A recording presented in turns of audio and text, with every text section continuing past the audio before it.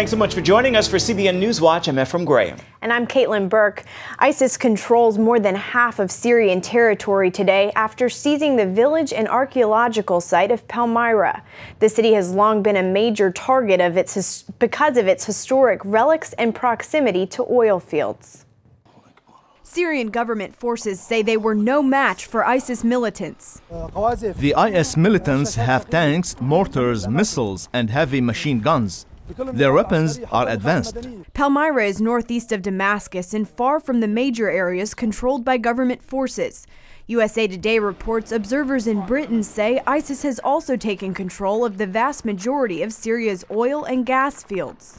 Not far from the main settlements in Palmyra is the ancient city, home to a large amount of historic relics still buried underground. Activists say now that ISIS has control, they'll likely destroy the priceless artifacts.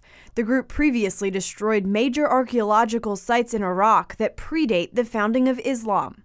Our next mission is to conduct military action with surgical precision, since any heavy weapons, such as shells, launched from planes and tanks can injure civilians. We have been ordered to be very careful when launching strikes on IS. According to reports, the Syrian government increased the number of soldiers in Palmyra to protect the archaeological site. But when the fighting began, more than 300 residents pledged allegiance to ISIS, helping them take the city. The fall of Palmyra marks the first time that ISIS has seized a population center directly from Syria's military. Osama bin Laden urged his followers to attack Americans and wrote love letters to one of his wives and children. Those are just two of the latest revelations from the release of documents that were seized when American forces raided the al-Qaeda leader's compound and killed him in 2011. More than 100 of the papers were recently declassified and published by the government. The documents even include a job application for terrorists with typical questions about education and one that asks, do you wish to execute a suicide operation? Here in the U.S., the Senate unanimously passed an amendment requiring the U.S. to consider religious freedom when negotiating trade agreements. Oklahoma Republican Senator James Lankford sponsored the amendment. The greatest export that we have as a country is not any product, it's our values. And so when we export our values around the world, we're exporting freedom, freedom of speech, freedom of the press, freedom to exercise our religion. Most countries do not have that. Countries that are stable, that are growing, have consistent families, will be better trading partners for us. So why don't we start with the basics, exporting our liberties first, and then working towards exporting products. That amendment passed 98-0 Monday. The Senate is expected to vote on the TPA bill this week. It would accelerate the approval process for trade pacts with 12 Pacific Rim countries, including Vietnam, a longtime violator of religious rights.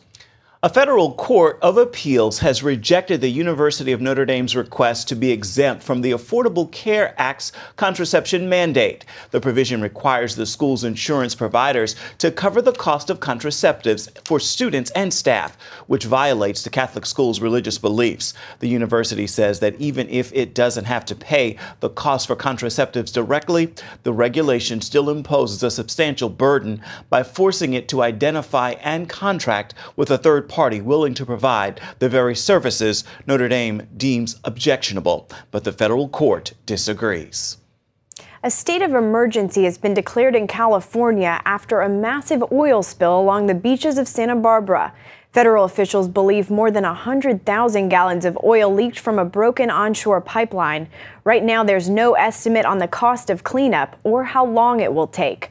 Officials say the ruptured pipeline had been inspected just 2 weeks ago, but the results of that inspection still haven't come in. The spill's forcing visitors to evacuate the popular beaches just ahead of Memorial Day weekend.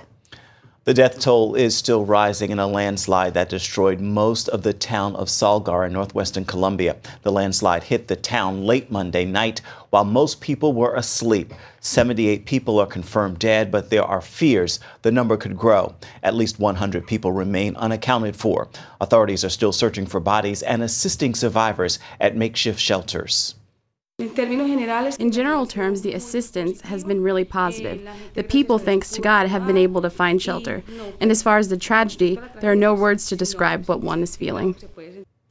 Colombia's rugged topography has made the country one of Latin America's most disaster-prone areas. President Obama called global warming a threat to our national security. In a speech to Coast Guard graduates in Connecticut, he said climate change is contributing to social tension and political instability worldwide. Climate change will impact every country on the planet. No nation is immune. So I'm here today to say that climate change constitutes a serious threat to global security, an immediate risk to our national security. And make no mistake, it will impact how our military defends our country. And so we need to act, and we need to act now. The president said the evidence for climate change is indisputable, and the U.S. is ready to take steps to begin reducing greenhouse gases. However, as CBN News has reported, a growing number of scientists believe climate change is not a serious threat. Get ready for a hotter than normal summer across much of the country. The Farmer's Almanac says the warm weather will arrive slowly, but by July, the summer weather will really heat up, with much of the country sweltering in temperatures ranging from higher than normal to much higher than normal. Editor Peter Geiger says summer 2015 will see lots of sizzling and muggy conditions, so get those air conditioning units tuned up. You are going to need them.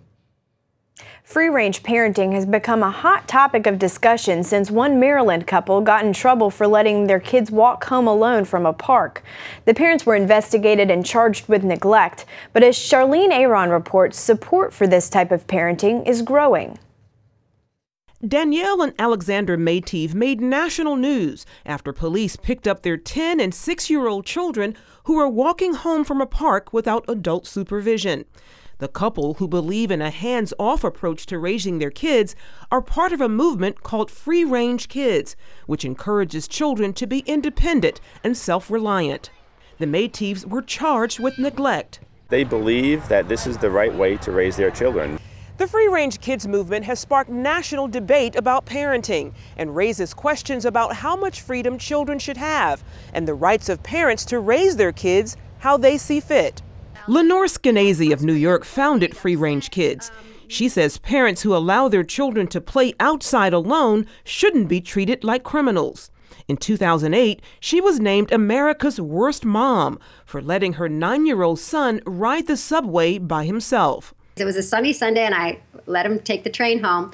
And I wrote a column about it in the newspaper I was working for. And 2 days later, I found myself on every possible television show. I felt he was ready, and he felt he was ready. Critics argue that free-range parenting is irresponsible and puts kids at risk. A 10-year-old should never be in charge of a 6-year-old. Skenazy blames the media hype surrounding highly publicized abduction cases for making parents afraid and overprotective. It just starts feeling like 24/7 on television. You can see a child being kidnapped, and so it feels like 24/7. If you open the door and let your kid outside, that's what's going to happen. It's really hard to keep any kind of perspective when the only story about kids that you see on TV is children in danger. Supporters of the movement say the number of missing children and stranger abductions are down from previous years. The free rangers are right. Crime is down and serious stranger abductions are relatively rare. But experts say, I think you have to think about, where do child predators go? And as a therapist, I'm very aware of the minds of child predators. And they look for parks, they look for public places, they look for kids away from the watchful eye of a supervising parent. Meanwhile, parents say they should be allowed to raise their children as they choose, free range or otherwise. It's balancing that right of the parent to make a quick judgment versus the state stepping in. Charlene Aaron, CBN News. Still to come, breaking free, many teenage girls are carrying a secret that could kill them. We'll help parents learn the warning signs after this. What makes people overweight? Not getting enough exercise? Not so, says a group of health experts, including cardiologists and sports experts. They say the real cause of the obesity epidemic is sugar and carbohydrates. Writing in the British Journal of Sports Medicine, they say poor diet causes more diseases than a lack of physical activity, alcohol, and smoking combined. They point out that people are just as active now as they were a few decades ago, but the obesity rate has skyrocketed. They write, this places the blame for our expanding waistlines directly daily on the type and amount of calories consumed. And they add, let us bust the myth of physical inactivity and obesity. You cannot outrun a bad diet. Millions of Americans live with and hide eating disorders. Some people can get help from an eating disorder specialist in their hometown and get better after regular visits. But others are in so deep they really need a treatment facility like rehab. Our health reporter Lori Johnson tells us what's at stake and how some people are finding freedom. For 15 years, McCall Dempsey appeared to be the picture of success, but she was hiding a dangerous eating disorder. All the while, nobody knew that behind closed doors, I was really killing myself to try to find some comfort in finding perfection and shrinking my body into trying to be this perfect size. Eating disorders are things like starving yourself, making yourself vomit after eating, abusing laxatives, and over-exercising. Dempsey did all of that and became addicted to diet pills. I'll never forget the nights where I would lay on the floor just in cold sweats, and I remember looking in the mirror and I was just gray. She finally decided she needed help and checked into Carolina House, a center for treating her illness. Executive Director Tammy Holcomb says among psychiatric illnesses, eating disorders are the most fatal. We see a lot of young people, even as young as 14 or 16, who have heart attacks and serious heart problems where they have to have pacemakers put in. These disorders can also lead to kidney and liver problems, hair loss, insomnia, and much more. We're going to see a lot of problems with throat and with esophagus and with teeth. And that's because they bring acid back up into their mouth that causes damage to the teeth. Matter of fact, one of the first people to recognize bulimia is a dentist. In addition to tooth damage, there are other warning signs, such as a preoccupation with weight. Your whole world is consumed by food and body. It is all you can think of, and that's not living.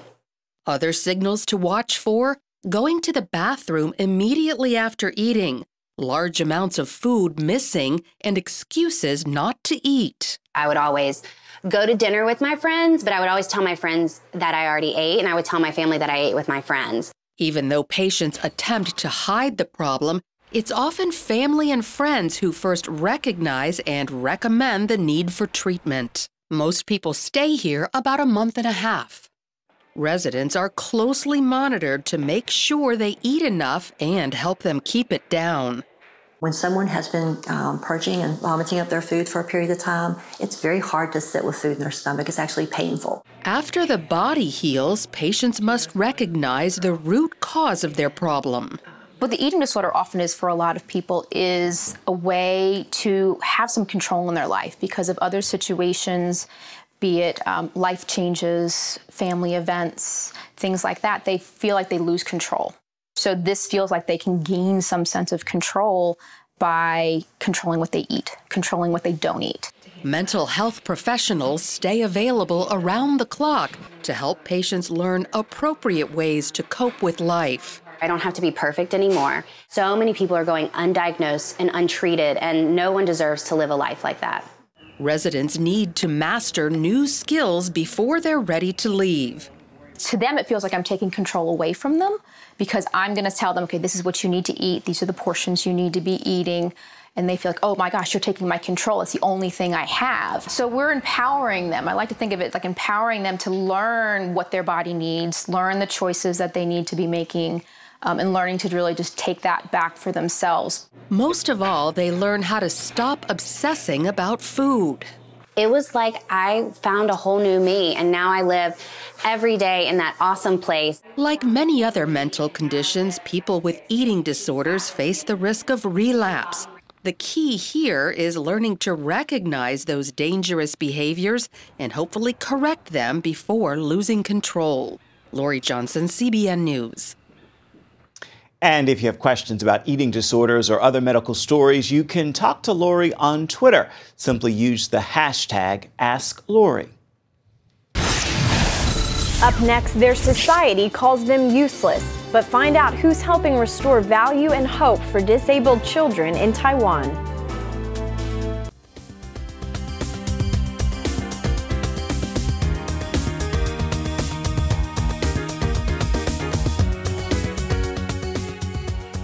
There was was a time when children with disabilities in Taiwan were referred to as useless. Traditional social values cause many parents of those children to feel ashamed as well, but that is changing. Here's David Mims to tell us why. Chalchen Lean and Waiwei Show were ashamed after they had 2 children born with disabilities. Then they found God and realized that their children really were special, angels in every sense of the word. To help other parents who have children with physical or mental disabilities, they established Angel Heart Family Social Welfare Foundation.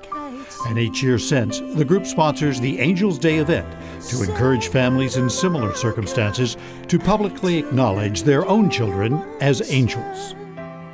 For all the parents out there, I understand your hard work. But the doors have now opened.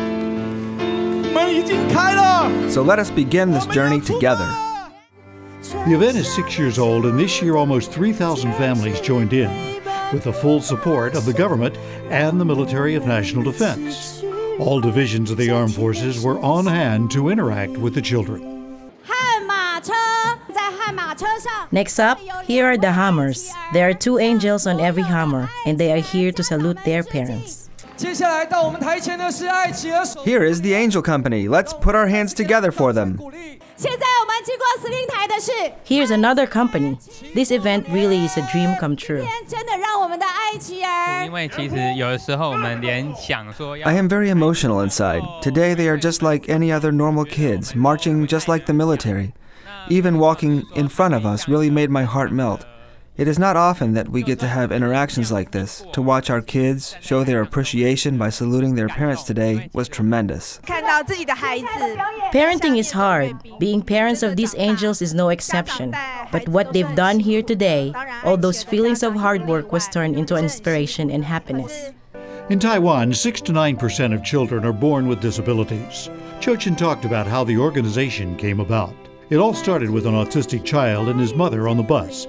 The child was acting up, and they had to withstand the scornful looks from other bus riders who showed no empathy. The story made Chalchen upset, and he vowed to use the hand of God to help the public understand more about angels and learn the lessons of friendship and acceptance. Later, that same parent told him another bus story with a different ending. A parent came to me and said her kid was running around on the bus. She apologized to the driver, and much to her surprise, he said, "It doesn't matter. Kids this age should be out having fun." And everyone on the bus applauded. The parent told me she cried. This was the second time she cried on the bus. The first time, she was forced off the bus with her kid. But this time she cried because she felt accepted. Society is changing for the better. The slogan, "The parents' first step is the hope for the kids," is not just for the family in Taiwan having kids with special needs, but for all Chinese out there, wherever you are, you can live a life of an angel's heart, so that the families that do need help can come to understand that there is hope and you do have it in you to break through. The Angel Heart Family Social Welfare Foundation started with a vision of one couple, but has grown to encompass thousands. And with God leading the way and faith like the parable of the mustard seed, founders believe it will spread throughout the Chinese world and beyond. I'm David Mims, CBN News.